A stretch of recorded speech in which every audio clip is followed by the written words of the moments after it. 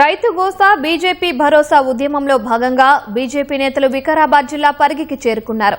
BJP రాష్ట్ర అధ్యక్షుడు రామచంద్రరావు నేతృత్వంలో బీజేఎల్పీ నేత ఏలేటి మహేశ్వర్ రెడ్డి, ఎంపీలు కొండా విశ్వేశ్వర్ రెడ్డి, ఈటెల రాజేందర్, డీకే అరుణ, రఘునందన్ రావు, ఎమ్మెల్యేలు రామారావు పటేల్, పాల్బాయి హరీష్ బాబు, ధన్పాల్ సూర్యనారాయణ గుప్తా, పైడి రాకేష్ రెడ్డి, కాటపల్లి వెంకటరమణారెడ్డి బస్సులో తరలివచ్చారు.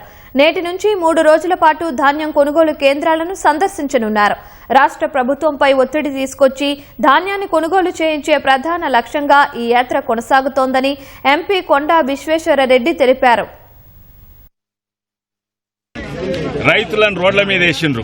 మోత్కూరులో అయితే బండ్లు రోడ్ మీద ఉన్న బండ్లన్నీ పోలీసు పెట్టి లోపల తరిమేసిండ్రు, కానీ కొనుగోలు అయితే లేదు.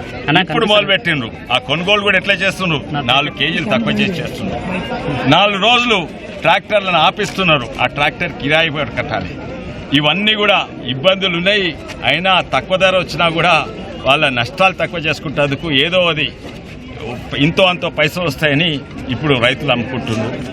మేము చేవట్కి ఇంతో అంత అవుతుంది, కానీ మేము ఆగము. బీజేపీ పార్టీ అంటే రైతు భరోసా అంటే బీజేపీ పార్టీ మాత్రమే.